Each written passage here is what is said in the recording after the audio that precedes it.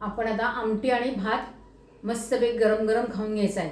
छान लागतो एकदम. आणि मसूरच्या डाळीची आमटी छानच लागते, कारण ती लाल डाळ असते पण तरी तिची चव चांगली लागते. त्यात सांबार मसाला घालायचा, कढीपत्ता, कोथिंबीर, टॅमॅटो असला तर टॅमॅटो, नाहीतर मग आमसूल घालायचं आणि नाहीतर मग चिंच घालायची.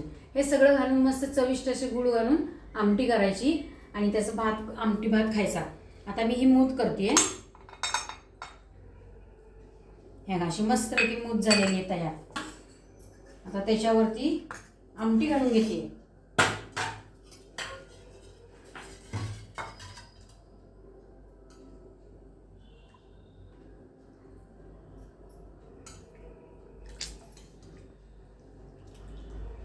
ही आमटी घालून घ्यायची त्याच्यावर आणि मस्तपैकी तुपाची धार द्यायची आहे. अशी. असं हे गरमागरम सकाळी आमटी भात किंवा संध्याकाळी कामाचा कंटाळा आला स्वयंपाकाचा तर आमटी भात खायचा. छान लागतो आणि पोट पण भरतं त्याने.